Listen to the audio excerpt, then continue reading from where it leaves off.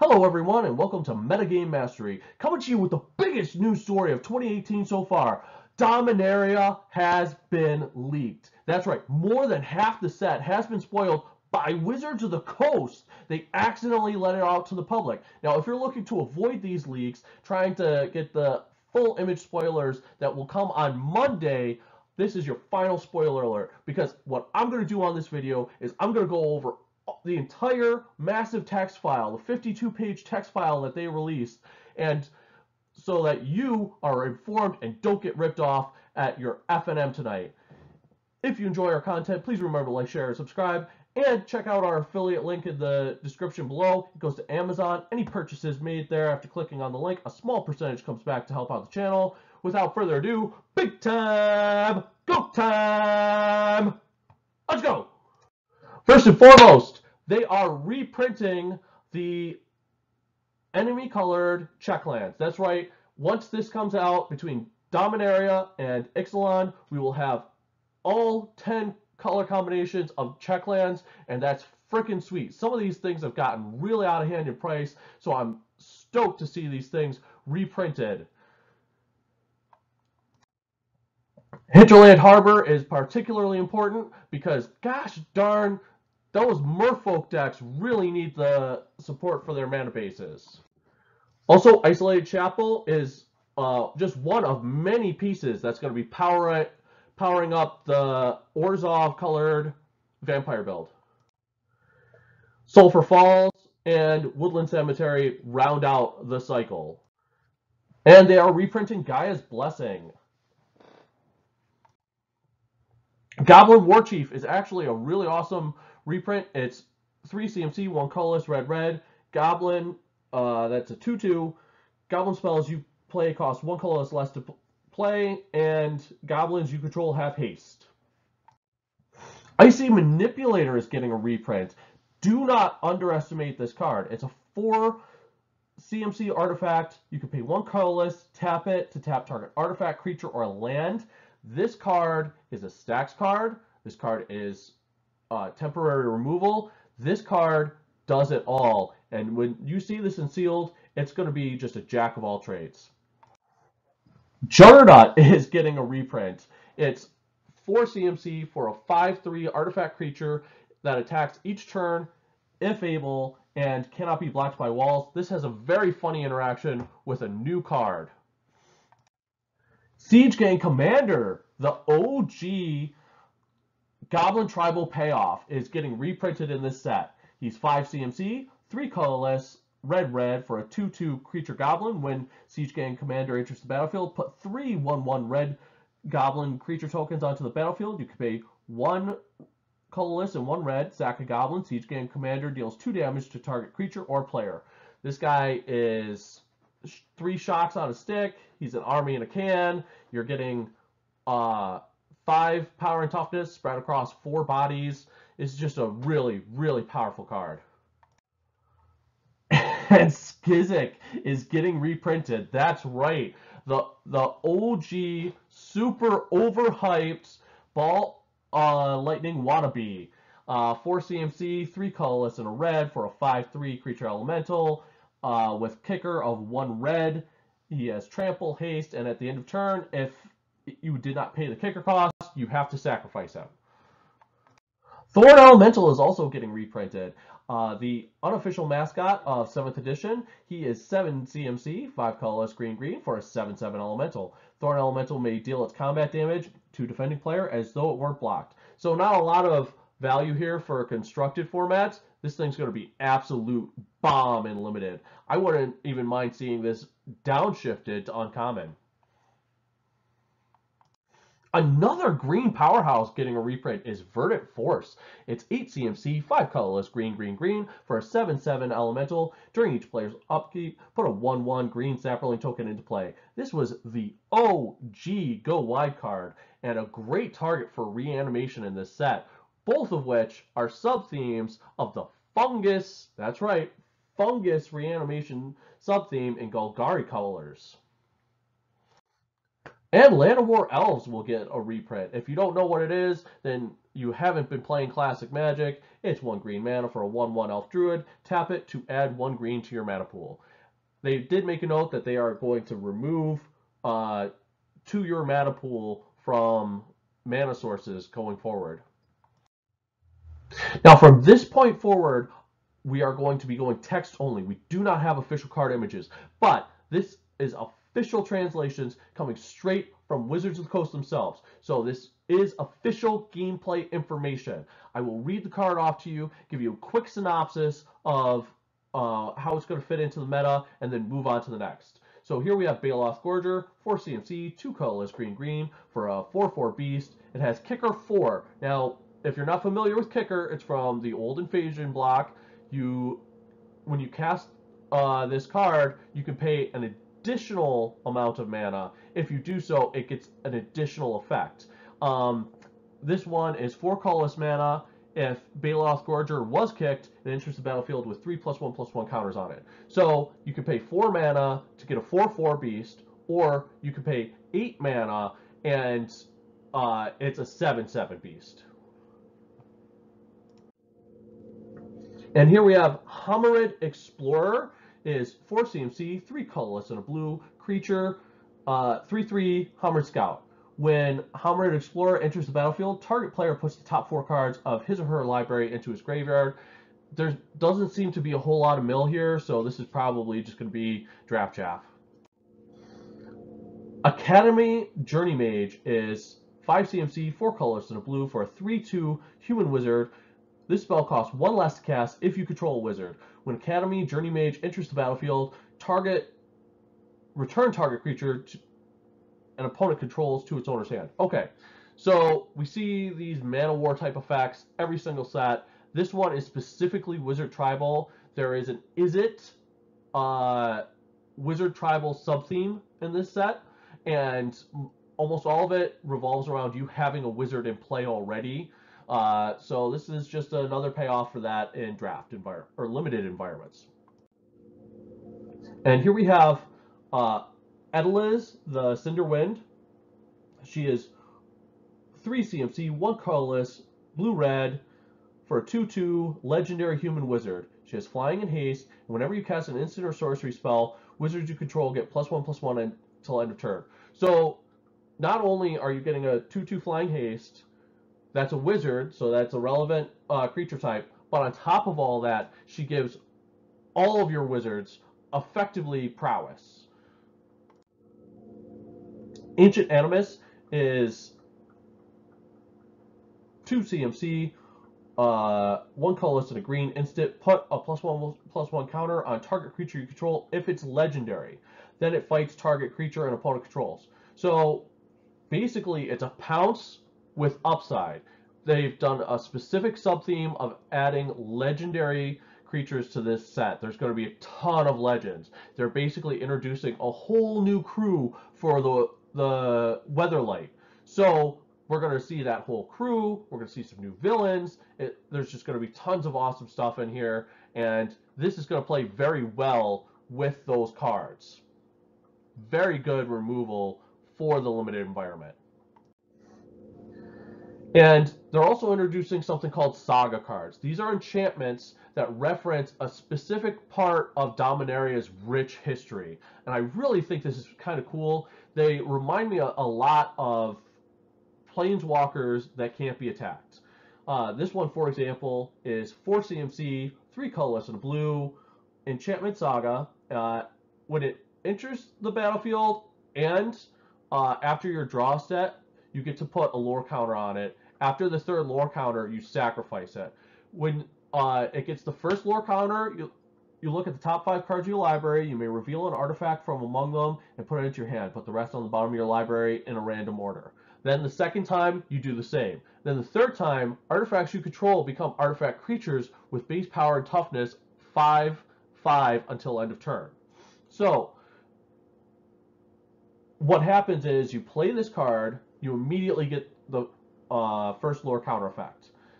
Start of your next turn, when you draw, you get that 2nd lore counter, and then start of the turn after that, you get basically it goes ultimate.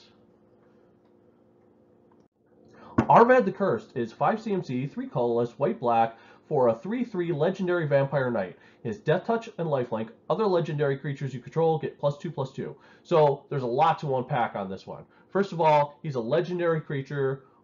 He's a vampire, which is going to play very well with Edgar Markov in Commander, with Vona in Standard, and the already existing Vampire Tribal deck. But on top of that, there's a Knight Tribal sub-theme and Orzhov colors in this set. So he's going to play very well in that as well. You're getting value, getting a Death Touch, Lifelink, 3/3. That, in addition, he's a double Lord for all your other legendary creatures. Really cool payoff for that sub-theme of the set. Ariel, Knight of Windgrace, is 4 CMC, 2 colorless, white black for a 4/4 legendary human knight with vigilance. You can also pay 2 colorless and a white tapper to create a 2/2 white knight creature token with vigilance, or you could pay a black tapper, tap X, untap knights you control, destroy target creature with power X or less. So she not only passes the vanilla test right out the gate, she also helps you generate value. You can attack with her, and then at the end of your opponent's turn, start going wide by generating knights at the end of their turn. And then, on top of all that, especially if you already have other knights in play, she turns into a repeatable removal spell. I mean, this card's super efficient. If this doesn't come in at Mythic, then it's just going to be the biggest bomb in all of Limited. This card's really cool.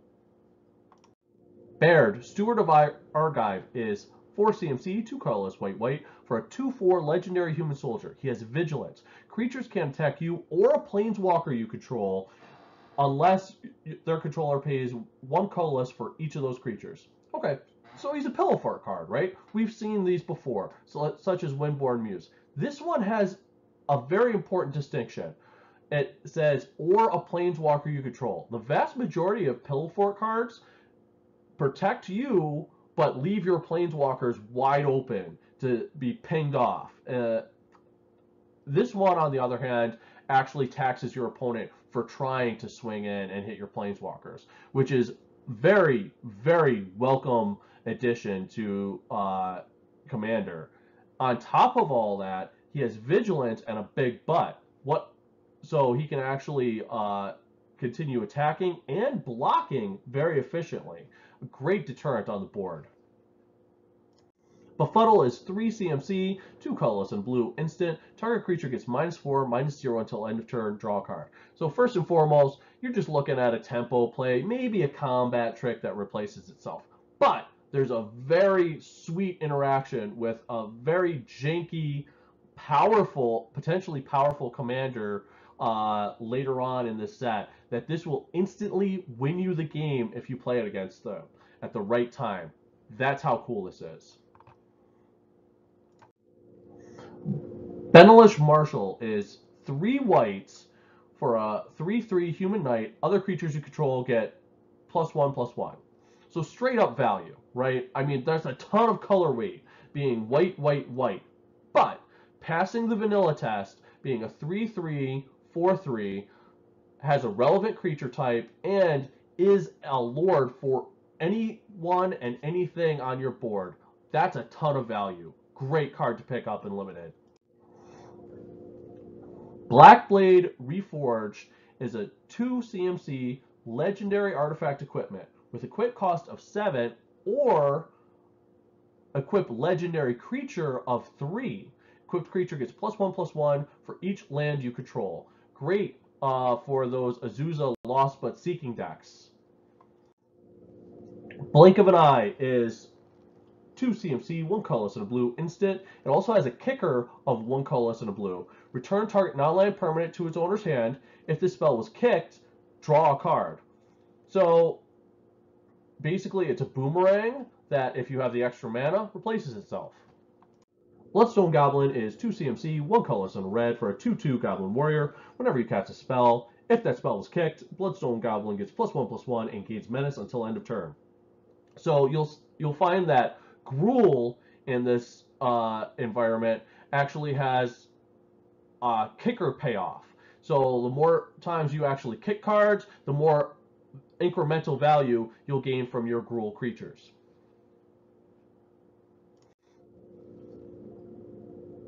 Broken Bond is 2 CMC, 1 colorless, and a green sorcery. Destroy target artifact or enchantment. You may put a land card from your hand onto the battlefield.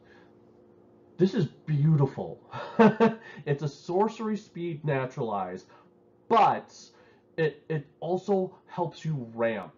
This is fantastic. It doesn't even come into play tapped, so this effectively costs 1 when it's all said and done.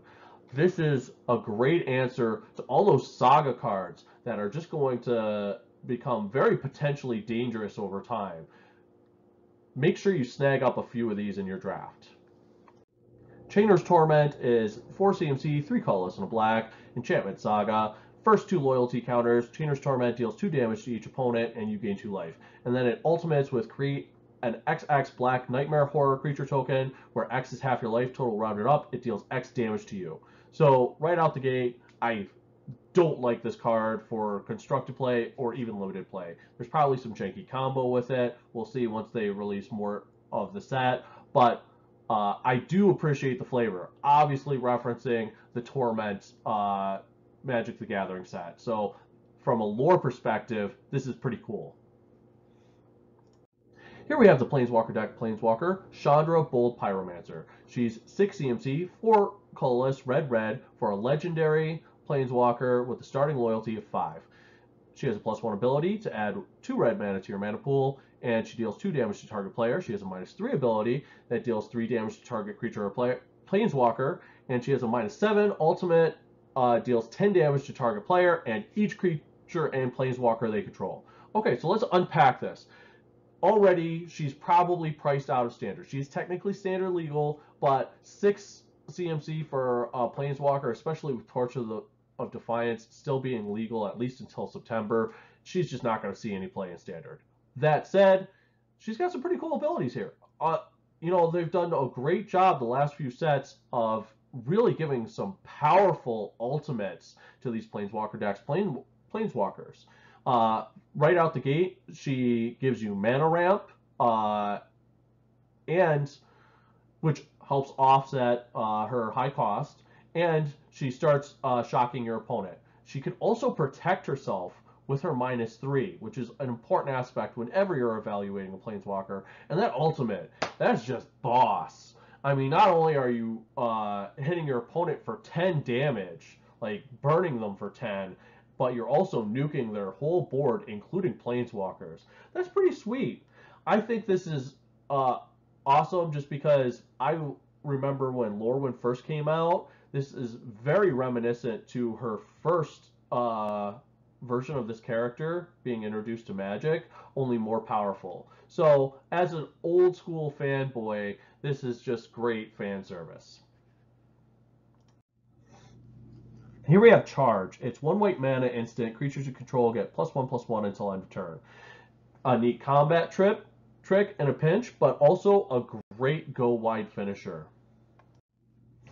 Corrosive Ooze is 2 CMC, 1 colorless and a green for a 2/2 ooze. Whenever Corrosive Ooze blocks or becomes blocked by an equipped creature, destroy all equipment attached to that creature at end of combat. So kind of a funny sideboard card for limited. It's Bear with upside, so it might even see play in your main deck because premium 2 drops are always high draft picks, right?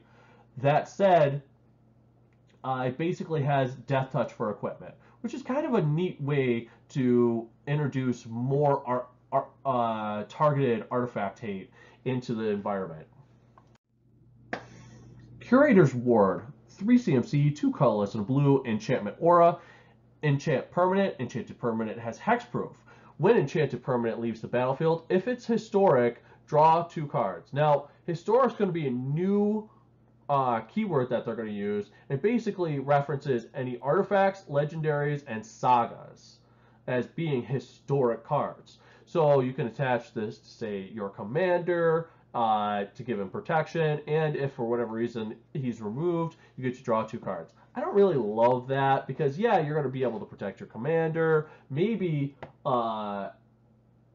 draw your 2 cards back if for whatever reason your board wipes, avoiding being 2 for 1 in the process. Still, I really, for commander purposes, I prefer artifacts and equipments that have just a little bit more resiliency to them. That said, this should be interesting and limited depending on how prevalent the legendary sub-theme really is. Dampening Sphere. This is going to be the card that sees modern play. I'm just going to throw that out there. This is what a lot of people expected Blood Sun to be, and this is very aggressive. It's a 2 CMC artifact. If a land is tapped for 2 or more mana, it produces 1 colorless mana instead of any other type and amount. Ouch. That Gaia's Cradle, it taps for 1 colorless mana. Brutal. That Azor's Gateway that you finally flipped over, it taps for 1 colorless mana. Brutal. And each spell a player casts costs 1 more to cast for each other spell that player has cast this turn. Just completely shutting down Storm decks. I mean, this card is going to be in every sideboard. This is going to be in every main deck of competitive EDH decks. I mean, this is an absolute powerhouse. Keep an eye out for this one. Daragaz reincarnated. Okay, as an old school fanboy, I'm going to geek out for a minute here. Daragaz is from the Invasion Block Legendary Dragon Cycle. He was basically the only one that got any significant mention in the books. And he was kind of like most legends of that era, really underperformed in game. And it's so cool that they brought him back. He's and he's just a big old beastie. He's basically a nerfed Rekindling Phoenix, but I mean, he's still gonna be wicked cool and limited. I just can't wait to draft this guy and drop him on an opponent. And can you imagine if you got this guy on a pre-release? Oh, he's so sick. Let me tell you what he does. He's 7 CMC, 4 colorless, black, red, green for a 7/7 legendary dragon. He has flying, trample, and haste. If he would die, instead exile him with 3 egg counters on it. At the beginning of your upkeep, if he's exiled with an egg counter on it, remove an egg counter from it. Then, if he has no egg counters on him, return him to the battlefield. So, obviously, your goal is going to be to try and cheat him out early. Probably with a reanimation strategy in Golgari colors, right? But I mean, he's just a big nerfed Rekindling Phoenix, and Rekindling Phoenix is taking over Standard right now. He's not going to make the same impact on Standard, but in Limited, he's just going to be the sickest bomb. I can't, as a fanboy, I can't wait to play this card. Dark Bargain is 4 CMC, 3 colorless and a black instant. Look at the top 3 cards of your library, put 2 of them in your hand and the other into your graveyard. Dark Bargain deals 2 damage to you.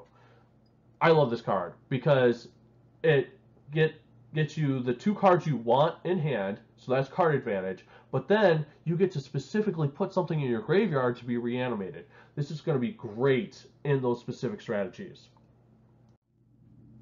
Dauntless Bodyguard is 1 white mana for a 2/1 Human Knight.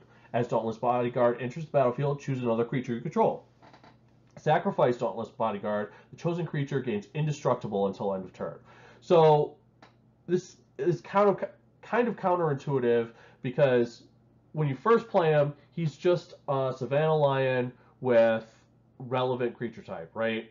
But if for whatever reason you have to play off curve, you wind up playing him later in the game, you can at least use this guy as a combat trick to save something more valuable. So he does have some mid to late game value as well. He's not just a dud card.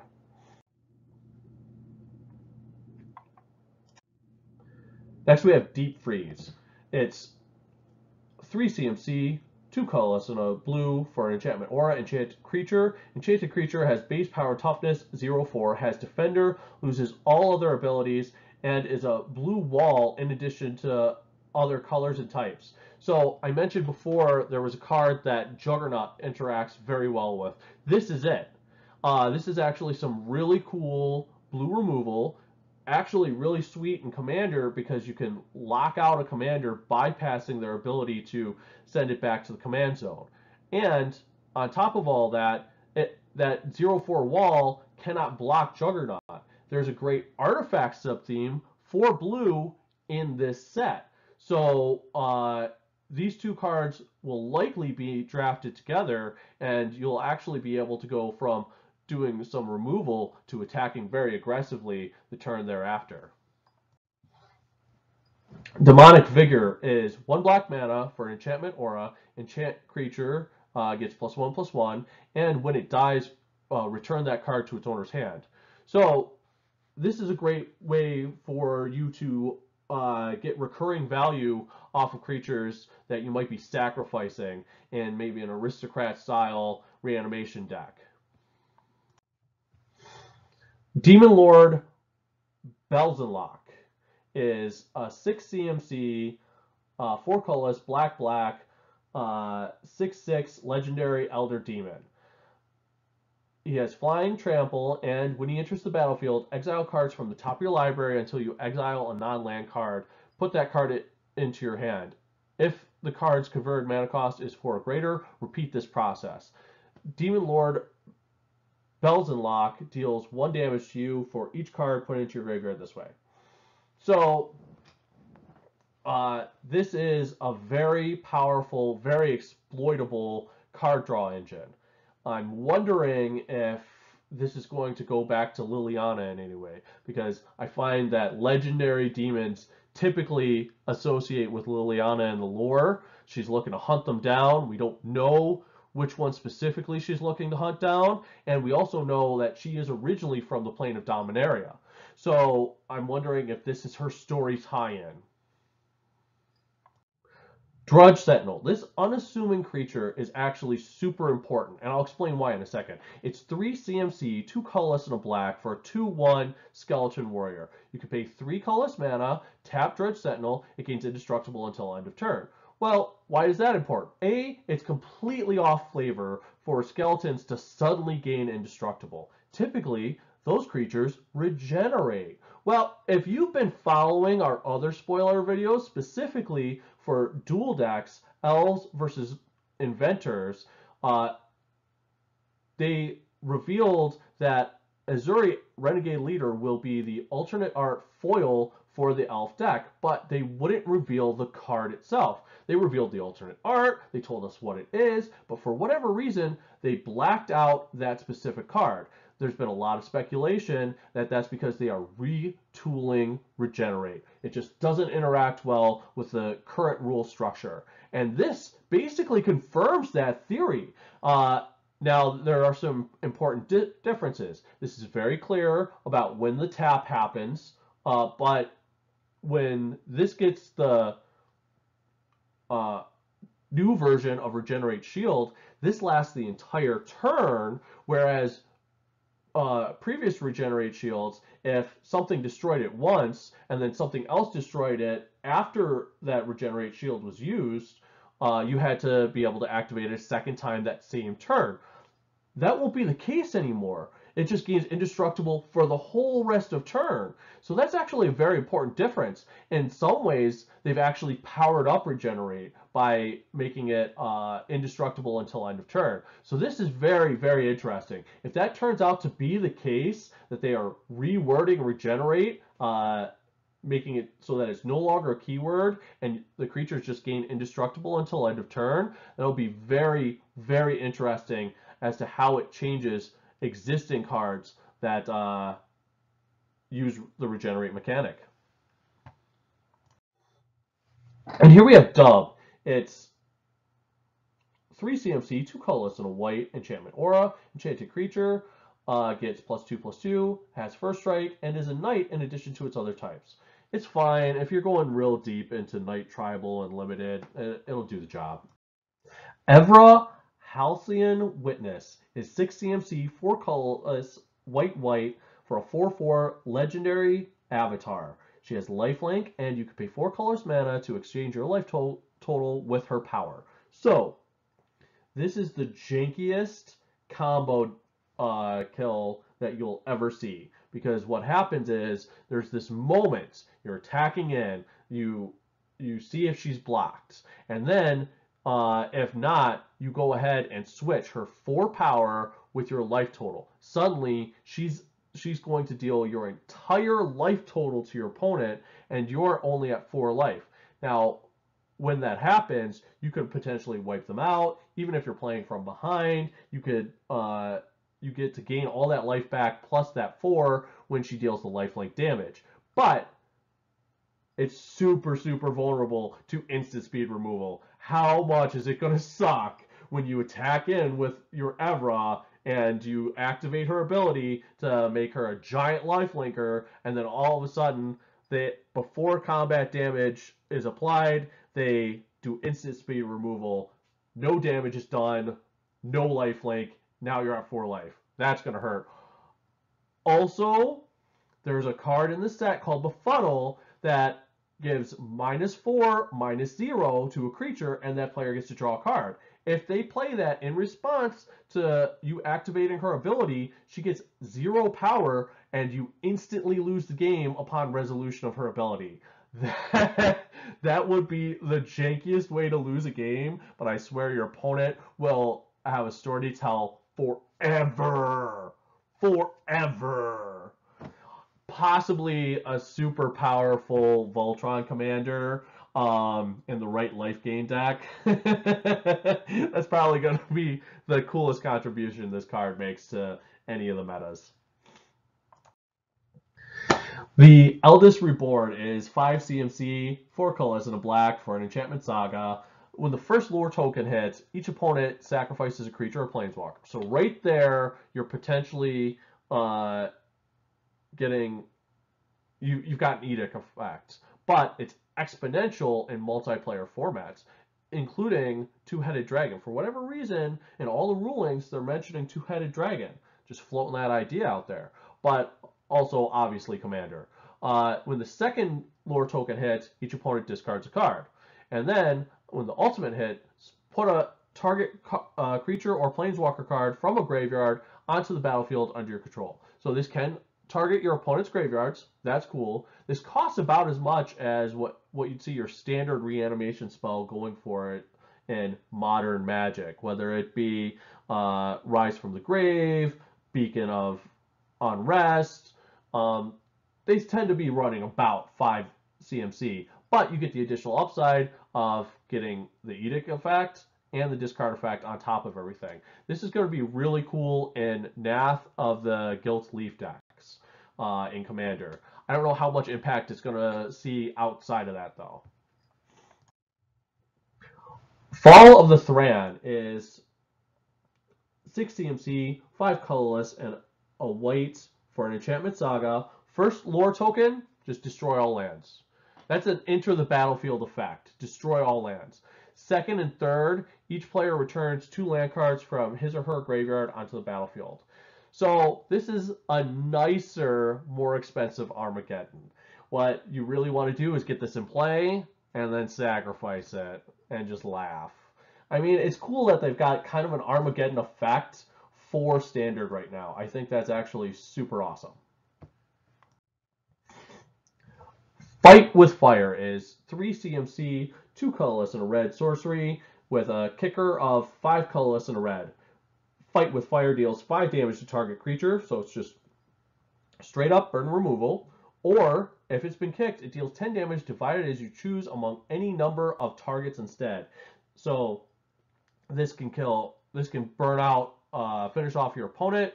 It can burn out any number of targets, up to 10.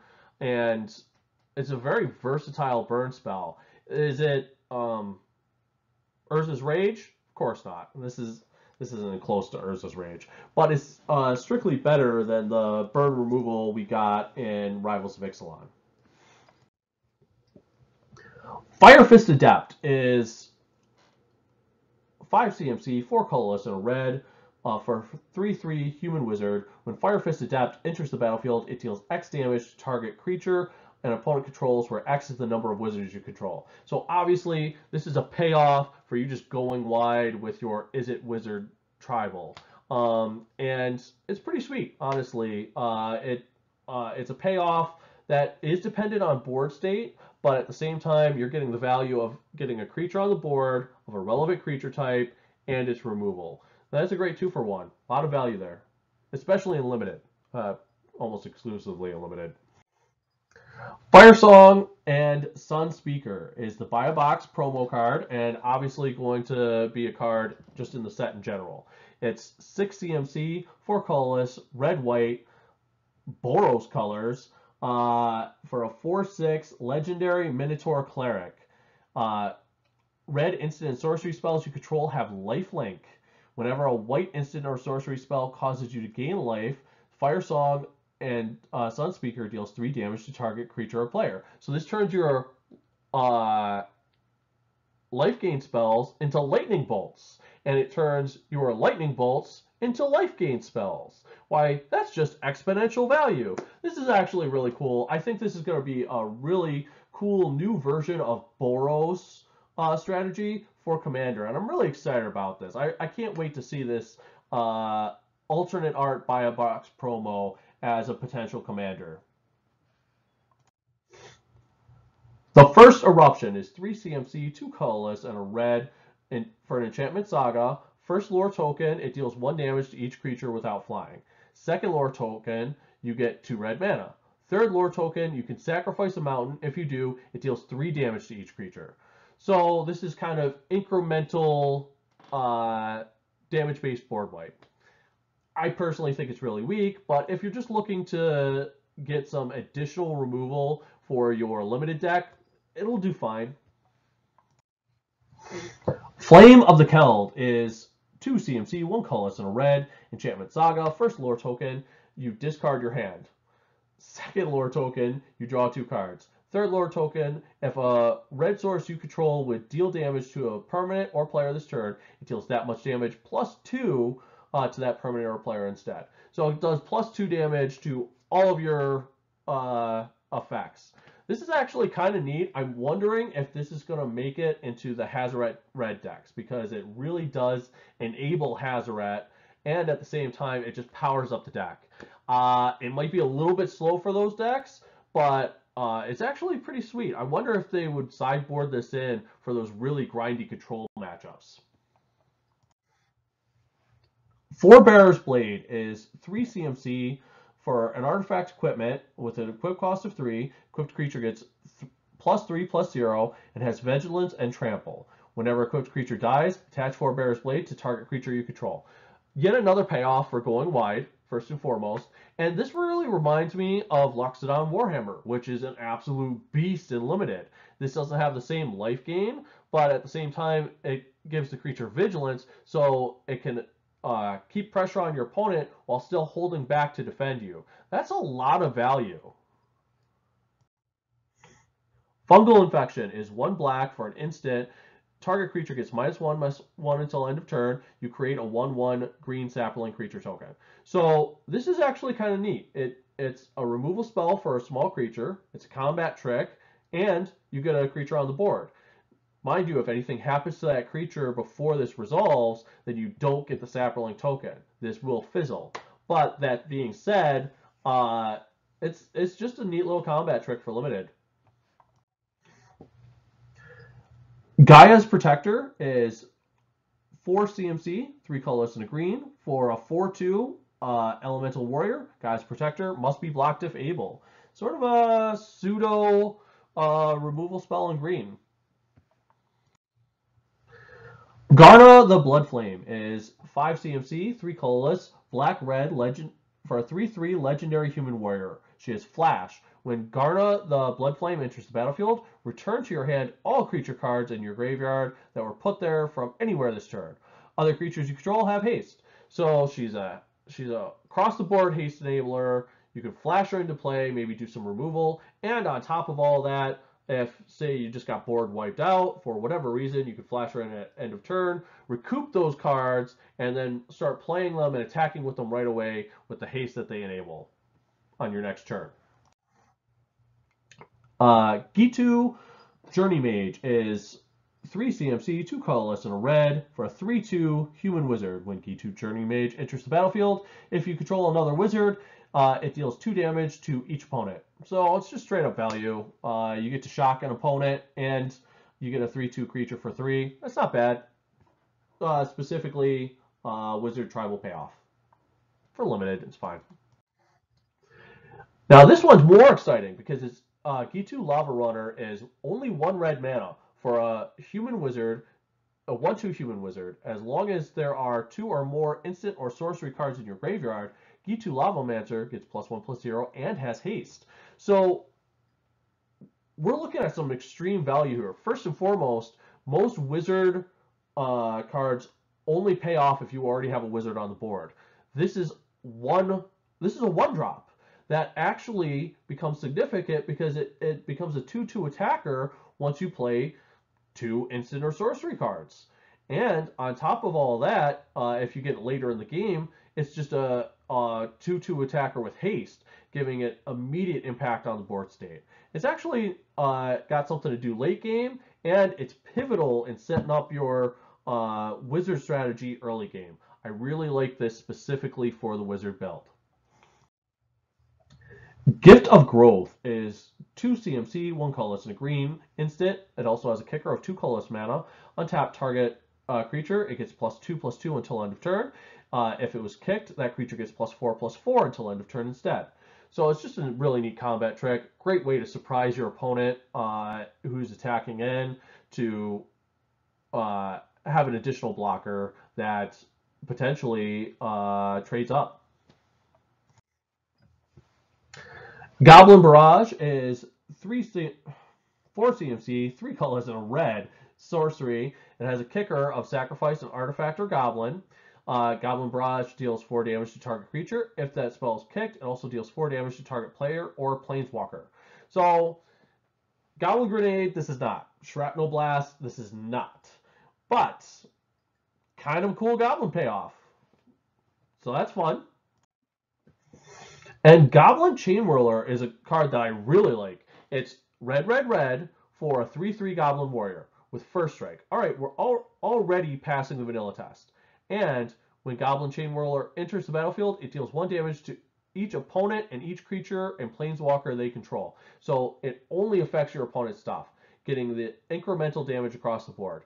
Now, obviously, in standard environment, this is potentially very dangerous with enraged creatures, but in any other formats where you're just looking to get that additional damage to ping off creatures that have already been damaged, or just little creatures that's on your opponent's board, this is going to be very powerful and allow you to continue attacking it on curve with relevant subtypes. Really like this card. Grand Warlord Rada is 4 CMC, 2 colorless, red green for a 3/4 legendary elf warrior. He has haste, and whenever 1 or more creatures you control attack, add that much mana in any combination of red and or green to your mana pool. Until end of turn, you don't lose mana as steps and phases end. So that's important specifically because when you're attacking, it dumps all this mana into your mana pool, but then you can't cast sorcery speed spells and creatures with it. Well, that last line gives you sort of an exception to get around that. You can use this as mana ramp to crank out more spells. I like this guy because not only does he enable combat tricks, he also is an aggro version of Cryptolith Rite. Great for Gruul. I love how on flavor this is. I really like this card a lot. Grun, the Lonely King, is 6 CMC, 4 colorless, green, green, for a 5/5 legendary ape warrior. He has kicker 3, and if he was kicked, he enters the battlefield with 5 +1/+1 counters. Whenever Grun attacks alone, double its power and toughness until end of turn. So, kind of an exalted thing going on with this guy. This guy is just vicious in exalted strategies for Commander. He's a base 5/5, or for 9 mana, he's a 10/10, and then he just attacks in as either a 10/10 for his base cost, or a 20/20 20 commander damage is huge. You put even one more +1/+1 on him, and I mean he just basically berserks himself. Kind of a less volatile version of Evra that we were looking at before. This card is going to go great in Xenagos God of Rebels. Can you imagine this guy in Xenagos? Friggin' sweet. Halar the Fire Fletcher is 3 CMC, 1 colorless, red green for a 3/3 legendary elf archer with trample. Already he's passing the vanilla test. And then, whenever you cast a spell, if that spell was kicked, put a +1/+1 counter on him, and he deals damage equal to the number of +1/+1 counters to each opponent. So this is the best possible kickoff pair you can get in Gruul. If you're already drafting that and you see this, snatch him up right away. Windmill Slam. Haphazard Bombardment. Just when you thought Unstable was over, Haphazard Bombardment happens. It's 6 CMC, 5 colors, and a red enchantment. When Haphazard Bombardment enters the battlefield, choose 4 non-enchantment permanents you don't control and put an aim counter on each of them. At the beginning of your end step, if 2 or more permanents you don't control have an aim counter on them, destroy one of those permanents at random. So this is 3 for 1. That A, costs a frickin' fortune, and B, takes a total of 3 turns to resolve. It's a funny card, potential card advantage. It'll be fine and limited if you need some removal, but otherwise, I don't really see this seeing a lot of play. Healing Grace is 1 white mana, instant, prevent the next 3 damage that would be dealt to any target this turn by a source of your choice. You gain 3 life. So it's a combat trick. You might save something, or even prevent a burn spell, and it's a life gain. This card's fine. It's really only good with the buy a box promo. Helm of the Host is 4 CMC for a legendary artifact equipment. Equip cost 5. At the beginning of combat on your turn, create a token that's a copy of equipped creature, except the token isn't legendary if the creature is legendary. That token gains haste. This is the first time we've ever seen, just on one card, the ability to clone legends and get around the legend rule. There have been a couple combos with like Hall of Mirrors and things like of that nature, but this really opens the door to very easily facilitate some legendary combos. And I'm really looking forward to seeing what people brew with this card. I really think this card's pretty sweet. And then History of Benalia is 3 CMC, 1 colorless, white, enchantment saga. When the first 2 lore counters are put on it, you create a 2/2 white knight creature token with vigilance. And then it ultimates on the 3rd counter, knights you control get +2/+1 until end of turn. So it's a 3 mana spell. It gets you 2 bodies on the board, and then it helps you push through damage. It's kind of sweet.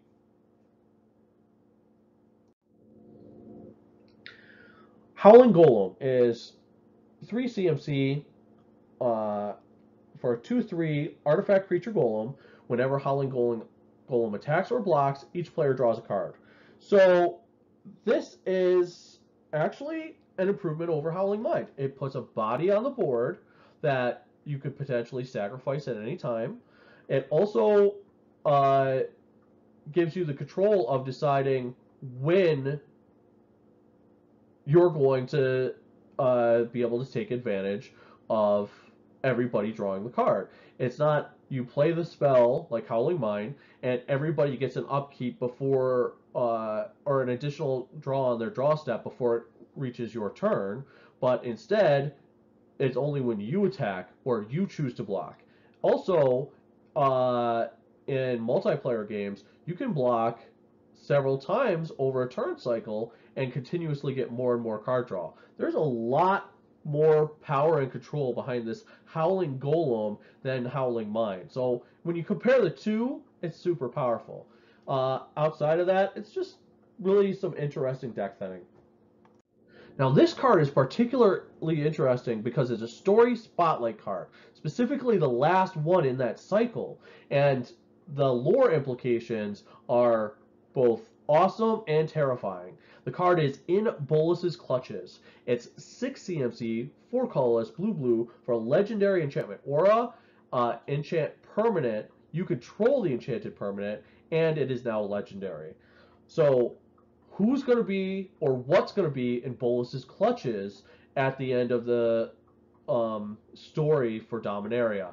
That's the burning question, and I'm a little afraid to find out. Invoke the Divine is 3 CMC, 2 colorless, and a white instant. Destroy target artifact or enchantment. You gain 4 life. This is actually going to be super important.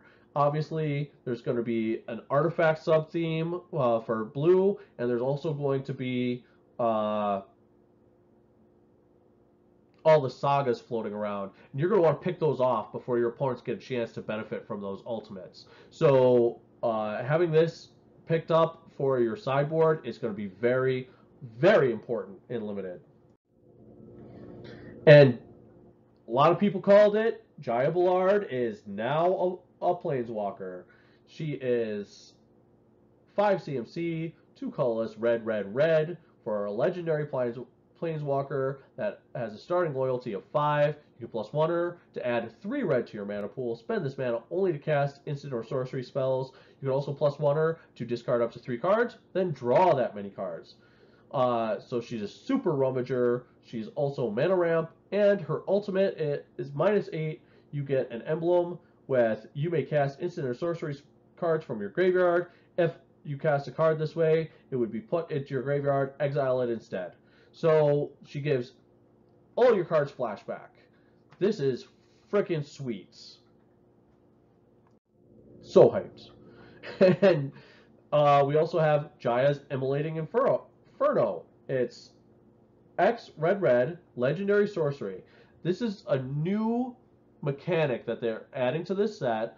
Legendary sorceries can only be cast if you control a legendary creature or planeswalker. Jaya's Immolating Inferno does X damage to each of up to 3 targets. So it costs 1 more mana than Fireball, but it hits 3 targets. That includes planeswalkers, that includes players, that includes creatures, and specifically in Commander, it hits all 3 of your opponents. Also, the legendary sorcery mechanic is most easily facilitated in Commander, where everyone has access to legendary creatures at all times. And there's a new Joyra. Joyra, Weatherlight Captain. That's right, Weatherlight is back. She's 4 CMC, 2 colorless, blue-red, for a 3/3 legendary human artificer. Whenever you cast a historic spell, draw a card. Just the fact that she gives you the ability to replace any artifacts that you play is awesome. Put this girl in Brea right now. I mean, she's going to go in vehicle decks. She's going to go anywhere you can fit her. I could even see vehicle decks dropping black in order to put Joyra in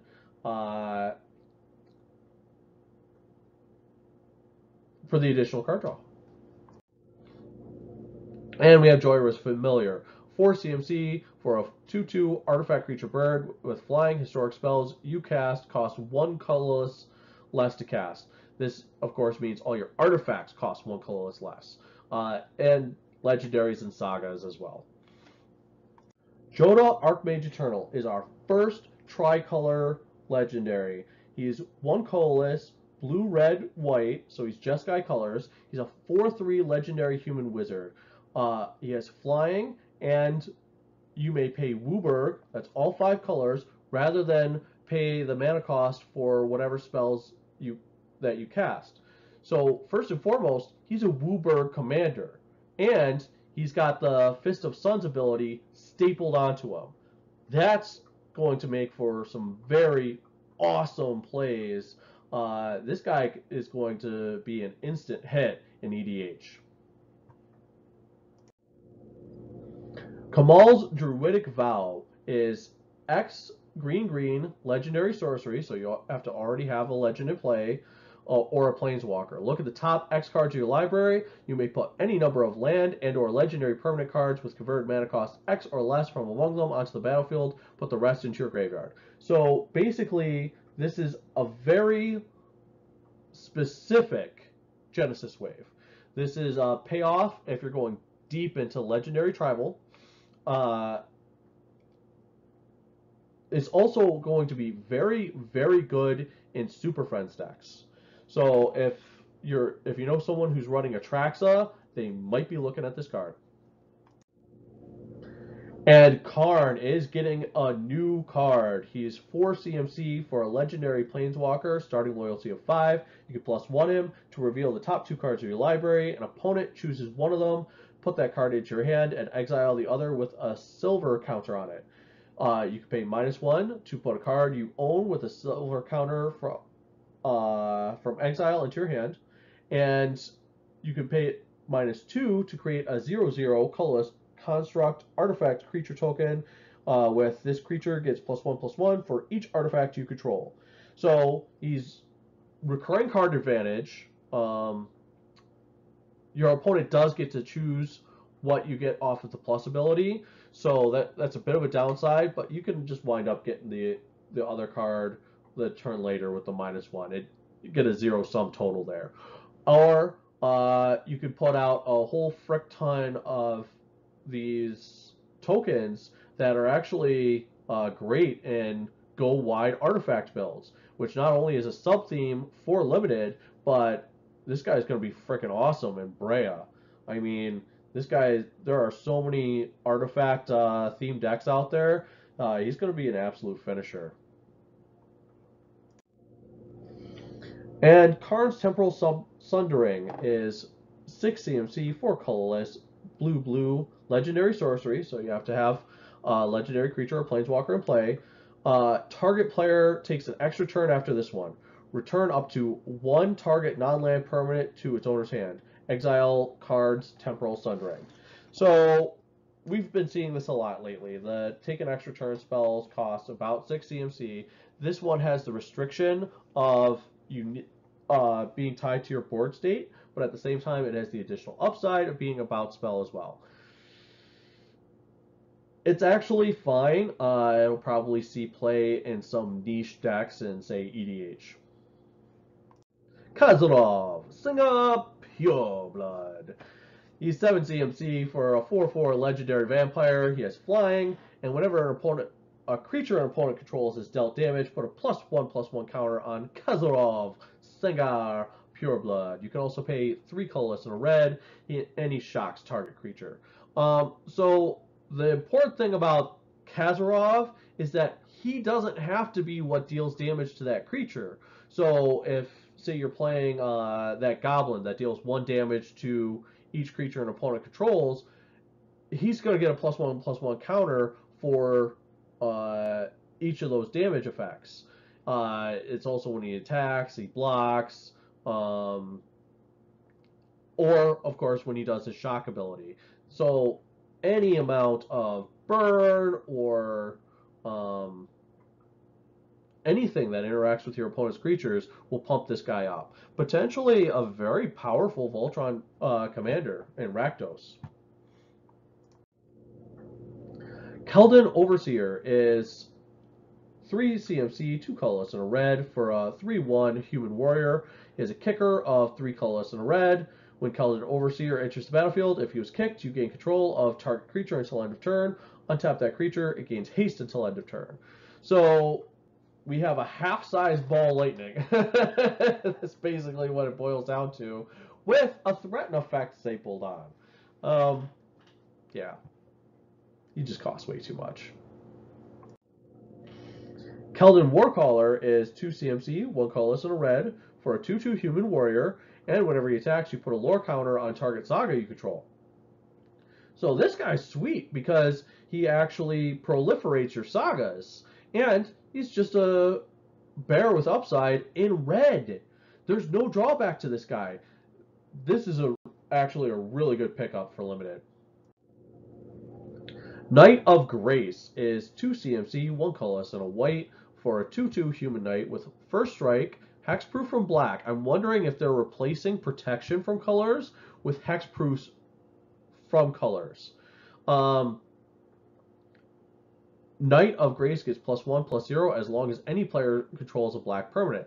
This is kind of neat because the Knight tribal theme is Orzhov, so this actually interacts with your own permanents, as opposed to in the past, similar 2/2 Knights only interacted with your opponent's permanents.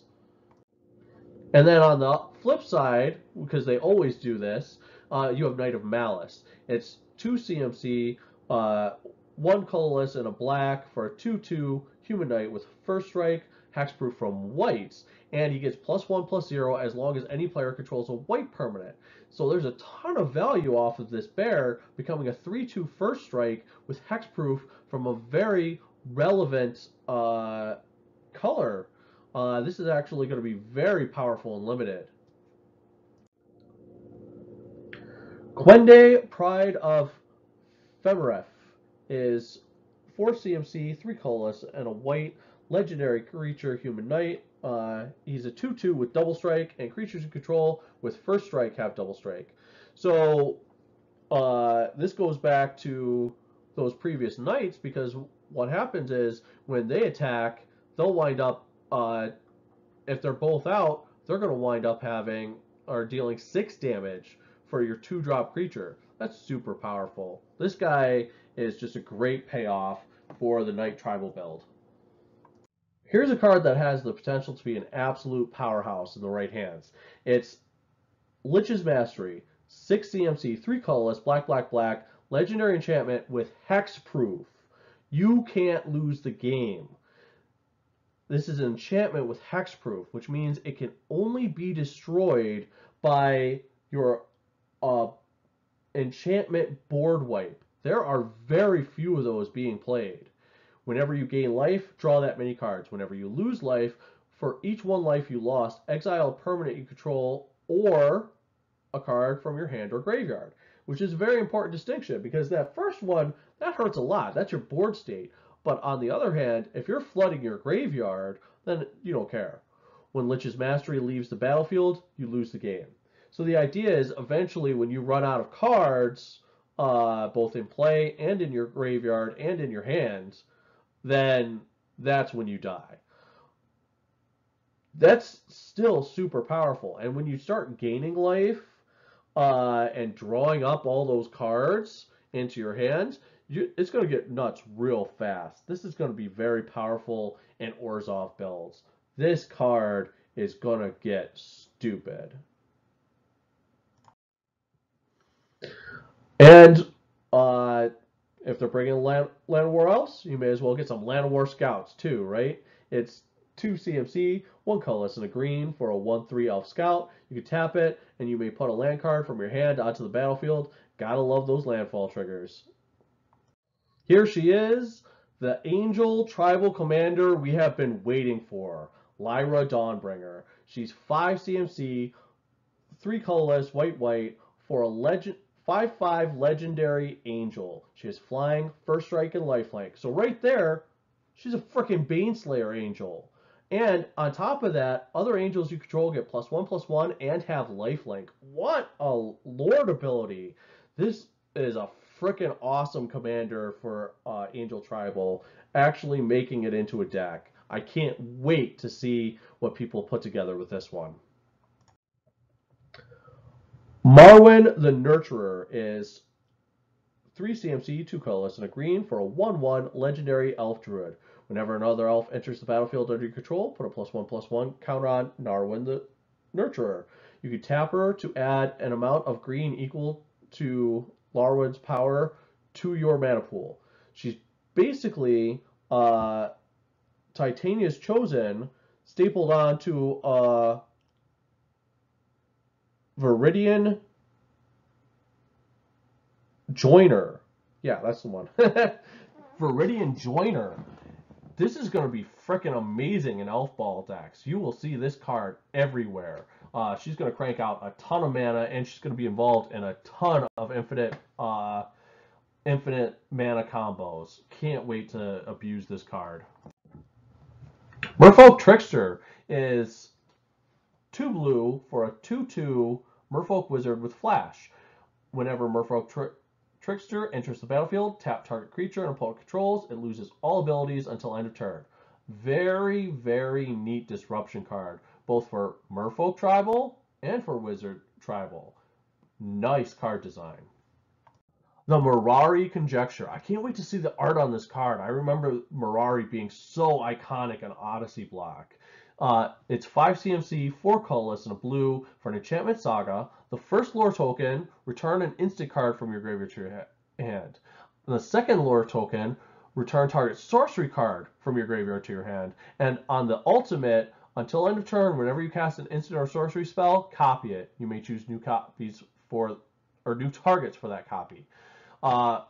Very powerful, very reminiscent of the original Mirari. I'm just going to play this for fanboy purposes, if nothing else.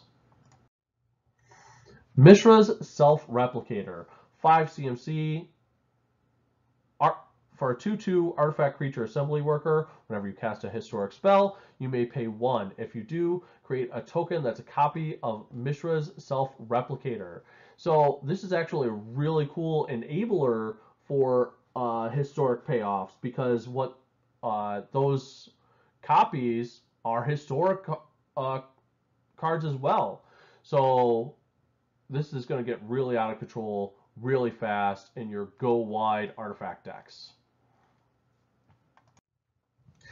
And there's a new Mox Amber.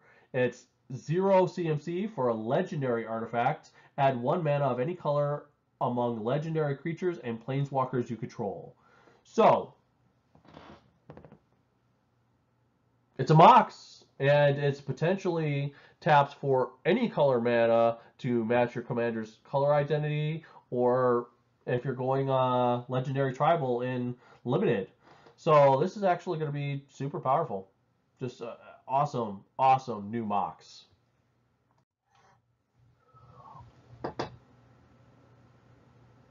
Muldrotha the Gravetide is 6 CMC, 3 colorless, black, green, blue for a 6/6 legendary elemental avatar. During each of your turns, you may play up to 1 permanent card of each permanent type from your graveyard. So this is actually a really awesome card, because what it does is it allows you to play lands from your graveyard. It allows you to play an artifact every turn from your graveyard. Planeswalkers, enchantments, creatures, just it gives you so much card advantage by abusing your graveyard. Really, really cool card. I imagine there's going to be some great brews that just basically use your graveyard as a second hand. Well, Tiny's back! That's right. Yavimaya Avatar is a 6 CMC, 4 colorless, green, green for a legendary creature, elemental avatar. He's a 0/0 with reach and trample. Multani Yavamaya's avatar gets +1/+1 for each land you control and each land card in your graveyard. You can pay 1 colorless and a green, return 2 lands you control to their owner's hand, return Multani from your graveyard to your hand. So this guy's actually really sweet. Not only is he a great payoff for you flooding the board with your lands, he also interacts really well with fetch lands, and on top of all that, he's a great way to increase your hand size by 3 at instant speed, and get those recurring landfall effects every single turn. This guy is so versatile, maybe even more versatile than his original version back in Urza block. And That's saying something because Urza block was super powerful. I'm just so stoked to see this guy back. Naban, Dean of Iteration, is 2 CMC, 1 colorless and a blue for a 2/1 legendary human wizard. If a wizard entering the battlefield under your control causes a triggered ability of a permanent you control to trigger, that ability triggers an additional time. So he's a tribal-based Panharmonicon for half the cost. And he's on legs. I mean, this is a good card, specifically for wizard tribal builds. Naru Meha, Mastered Wizard, is 4 CMC, 2 colorless, blue, blue, for a 3/3 legendary human wizard with flash. When he enters the battlefield, copy target instant or sorcery spell you control. You may choose new targets for the copy. Other wizards you control get +1/+1. So this guy automatically goes infinite with Phantasmal Image. There you go. Infinite combo with Phantasmal Image in Eternal formats, folks. And on top of that, he's a Wizard Lord. Just a really cool effect. He's actually going to be really powerful because you could make him your commander and then use just tutor spells to fetch Phantasmal Image into your hand, cast it, cast him in response, and just go infinite right there, then and there. Really, really stupid powerful. Navigator's Compass is 1 colorless mana for an artifact. When Navigator's Compass enters the battlefield, you gain 3 life. You can tap it until end of turn. Target land you control becomes the basic land type of your choice in addition to its other land types. Great for domain and fine mana fixing. It's kind of a yeah, filter. Oath of Teferi is 5 CMC, 3 colorless, white blue legendary enchantment. When it enters the battlefield, exile another target permanent you control, return it to the battlefield under its owner's control at the beginning of the next end step. You may activate the loyalty abilities of Planeswalkers you control twice each turn rather than only once. What? That's right. This thing is going to be super powerful in Super Friends decks. Just really, really powerful card. You'll see people snatching this one up. On Sarah's Wings is 4 CMC, 3 colorless, and a white for a legendary enchantment aura. Enchanted creature is legendary, gets +1/+1, and has flying, vigilance, and lifelink. If we get to see Sarah, I'm just going to be super stoked. Like, I won't even be able to contain myself. I miss her so much from Urza's block. It's a fine. If you really need to make cards legendary, I guess you could run this in limited. But I'm really looking forward to this for lore purposes. I'm going all fanboy over here. How can you not be? And Phyrexian Scriptures is 4 CMC, 2 colorless, black, black for an enchantment saga. When the first lore counter hits, you put a +1/+1 counter on up to 1 target creature. That creature becomes an artifact in addition to its other types. When the second one hits, you destroy all non-artifact creatures. So it's kind of a delayed one-sided board wipe. And then when the third one hits, exile all cards from all opponents' graveyards. Mean. Mean is good, though.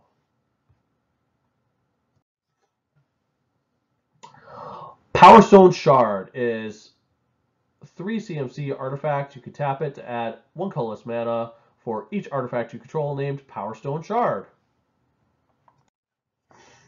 Precognition Field is 4 CMC, 3 colorless, and a blue enchantment. You may look at the top card of your library. You may cast the top card of your library. If it's an instant or sorcery card, you can pay 3 colorless mana, exile the top card of your library. So basically, Future Sight for Storm decks. Better Future Sight, honestly. Primeval's Glorious Rebirth is 7 CMC, 5 colorless, white, black for a legendary sorcery. Return all legendary permanent cards from your graveyard to the battlefield. Wow. What a payoff for your legendary tribal deck. Radiating Lightning is 4 CMC, 3 colors and a red, instant. Radiating Lightning deals 3 damage to target player and 1 damage to each creature that player controls. This plays really well with the Singer Pureblood. Rampaging Cyclops is 4 CMC, 3 colors and a red. For a 4/4 Cyclops, Rampaging Cyclops gets -2/-0 as long as 2 or more creatures are blocking it. So, seems like it's fine. Seems like it's going to be on curve. But if your opponent can game block it, then there's almost no downside.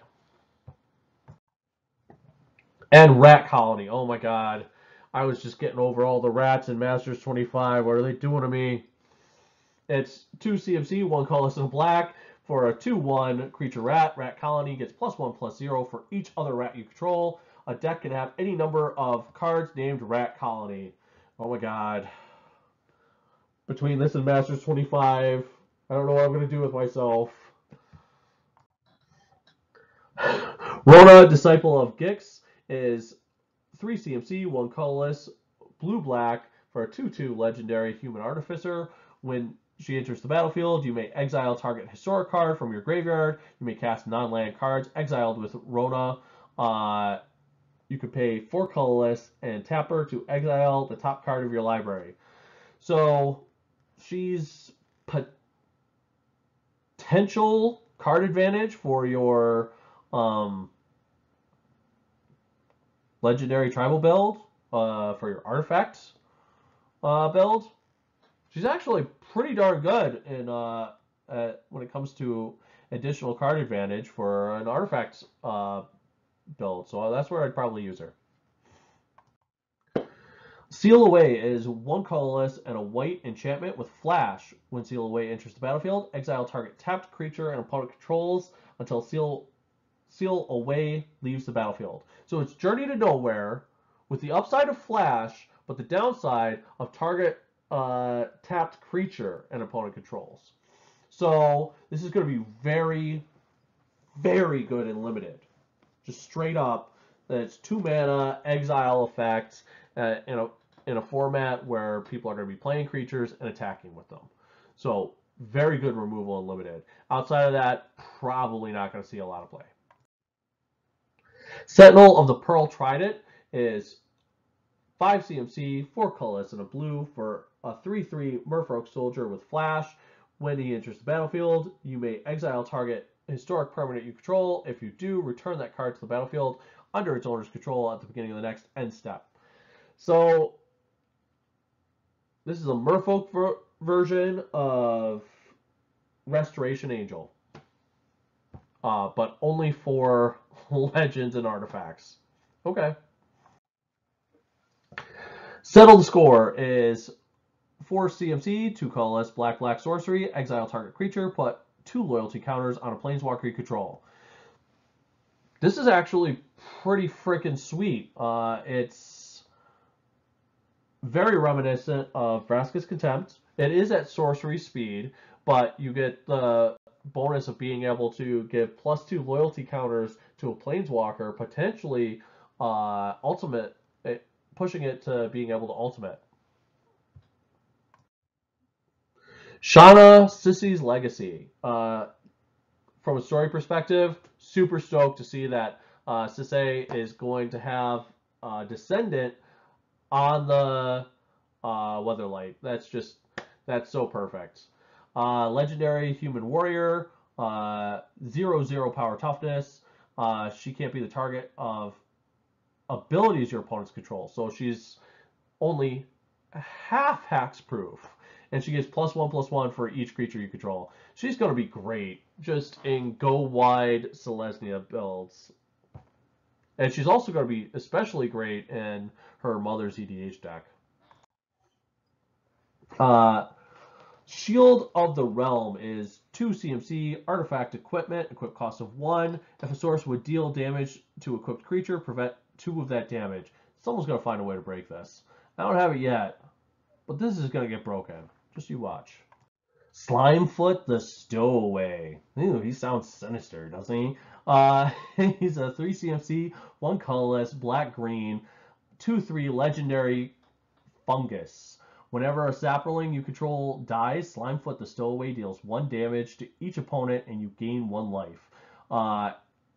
You can also pay 4 colorless mana to create a 1/1 green sapling creature token. This guy's going to be great for aristocrats builds. He's a Zulaport Cutthroat. He's also a mana dump. You pair this guy with any sort of sack outlet and sapling token generating synergies, and he's going to get nuts real fast. I'm really looking forward to the Golgari Aristocrats deck. Song of Freyalise is 2 CMC, 1 colorless and a green for an enchantment saga. The first 2 lore counters until your next turn, creatures you control, tap, add 1 mana of any color to your mana pool.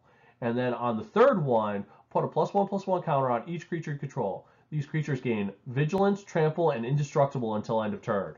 That's a really big buff on that last turn. Here we have Sorcerer's Wand, 1 CMC. For an artifact equipment, equip cost 3. Equipped creature has tap. This creature deals 1 damage to target player or planeswalker. If this creature is a wizard, it deals 2 damage to that player or planeswalker instead. So you've got, for all the Harry Potter fans, you've got your equipment, your weapon for your wizard tribe builds. Have fun timmying things off the board. Sparring Construct is 1 CMC for a 1/1 artifact creature construct. When Sparring Construct dies, put a +1/+1 counter on target creature you control. Just great for aristocrats builds.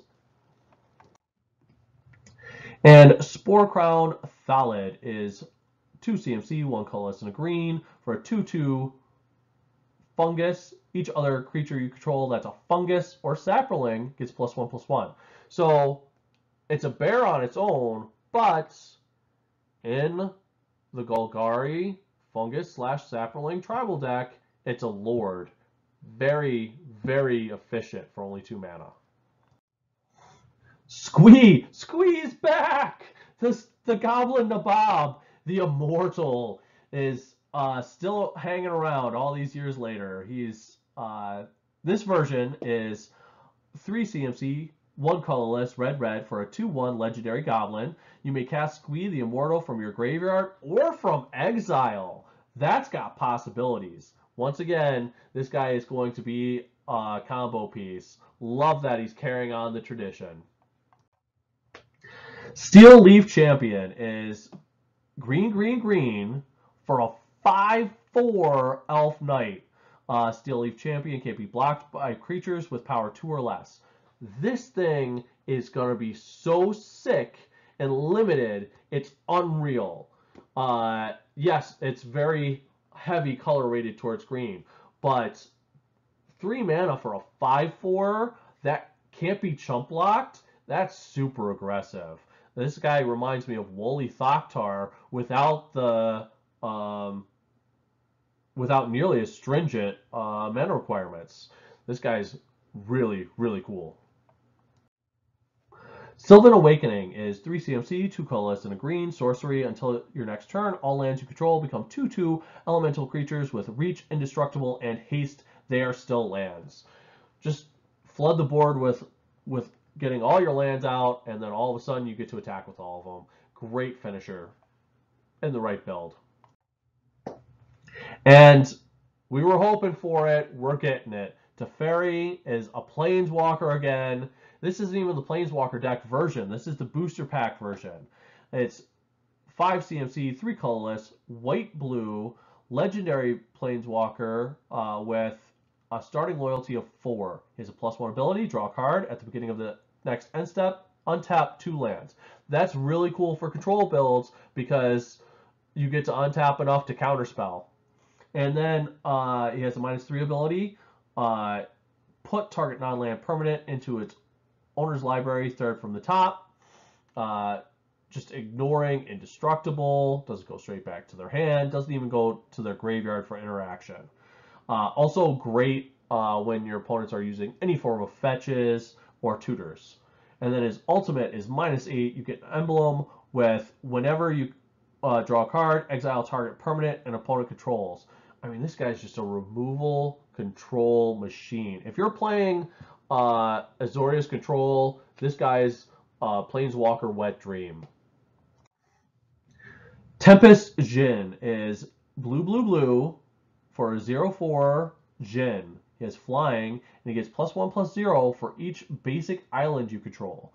This is basically your mono blue devotion card. They seem to have a lot of devotion cards in this set, and I really like this one because he has flying.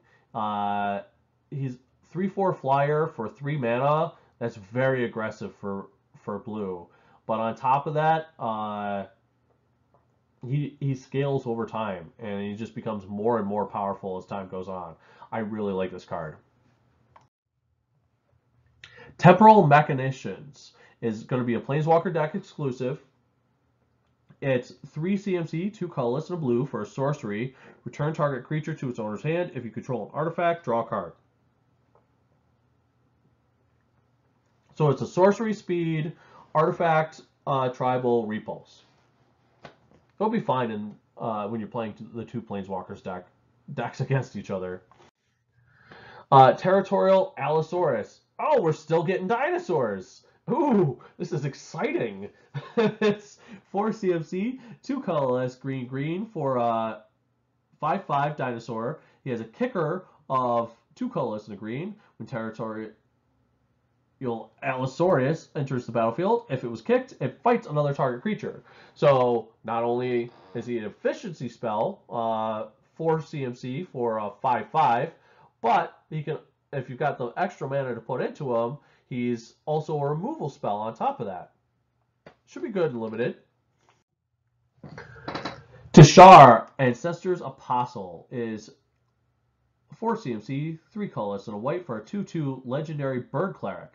Whenever he has flying, and whenever you cast a historic spell, return target creature card with converted mana cost 3 or less from your graveyard to the battlefield.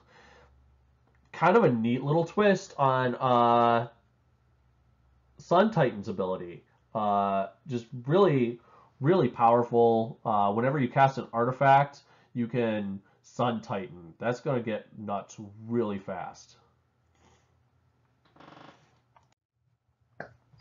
Tetsuko Umezawa Fugitive is 2 CMC, 1 colorless, and a blue for a 1/3 legendary human rogue. Creatures you control with power or toughness 1 or less can't be blocked. This is going to be really good with your wizards. This is going to be really good with infect decks. This is just going to be a very powerful card. Edric is going to love her. By Master of Trust is going to love her.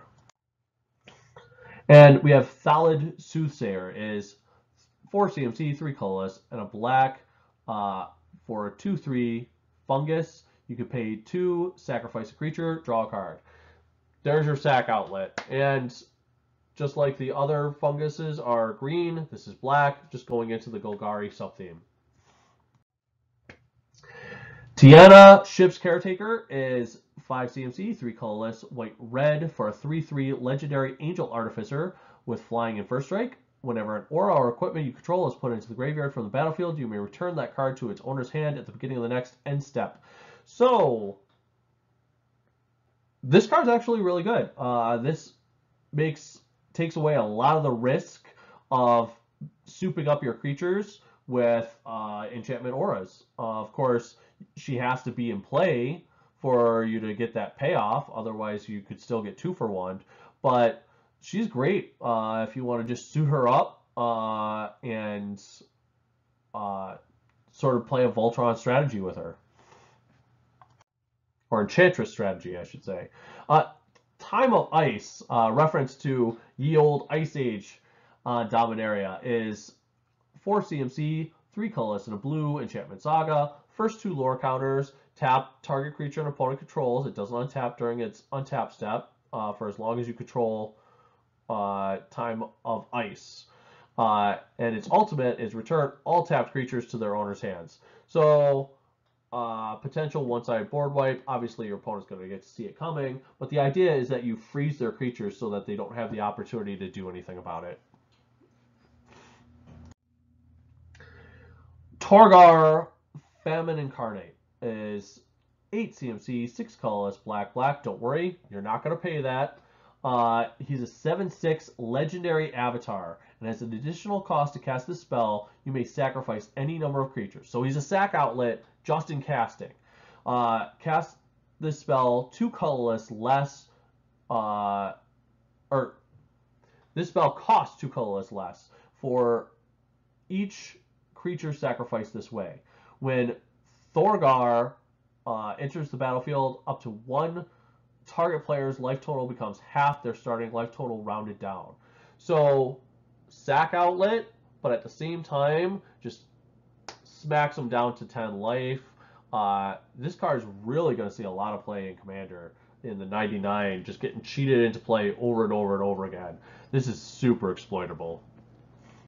Triumph of Gerard is 2 CMC, 1 colorless and a white, enchantment saga. When you put the first 2 lore counters on, you put a +1/+1 counter on target creature you control with the greatest power. And then the ultimate is target creature you control with the greatest power gains flying, first strike, lifelink until end of turn. So this is just a great way to really build up one particular creature. Ultimately, I really don't like these sagas. Your opponents get to see them coming, plan for them, and remove them before you get the ultimate payoff. So I'm not really feeling these sagas. I'm just throwing that out there. Urgaros, the empty one, is 6 CMC, 4 colorless, black, black, for a 4/3 legendary specter with flying. Whenever he deals combat damage to a player, that player discards a card at random. If that player can't, you draw a card. So he's twice the cost of a Hypnotic Spectre. He does twice the damage. And if, for whatever reason, they no longer have cards in hand, which is the big disadvantage for discard decks, then you get card draw instead. This guy's going to go great in Nath of the Gilt Leaf. Urza's Ruinous Blast. This card I love. It's 5 CMC, 4 colorless, and a white legendary sorcery. Exile all non-land permanents that aren't legendary. I love this for Voltron. I love one-sided board wipes, and if I'm just looking to suit up my commander, or I have a big fat commander who's going to smash through for commander damage, I could just drop this, clear out all potential blockers, and leave my main strategy alone. That's super powerful. I love this card. Urza's Tome is 2 CMC, artifact. You can pay 3 colorless and tap it to draw a card, then discard a card unless you exile a historic card from your graveyard. So potential card advantage, or just recurring loot. Looting effects are good. Valduk, the Keeper of Flame, is 3 CMC, 2 colorless, and a red for a 3/2 legendary human shaman. At the beginning of your combat on your turn, for each aura and equipment attached to Valduk, Keeper of the Flame, create a 3/1 red elemental creature token with trample and haste. Exile these tokens at the beginning of the next end step. This guy's sweet. I mean, imagine the go wide strategy you could do with this guy. He's just a great equipment payoff. Varric's Bladewing is 4 CMC, 2 colorless, red, red, for a 4/4 legendary dragon with flying. He also has kicker of 3 colorless. When he enters the battlefield, if he was kicked, create Carrick's Bladewing, legendary 4/4 red dragon creature token with flying. So he's Stang with scales.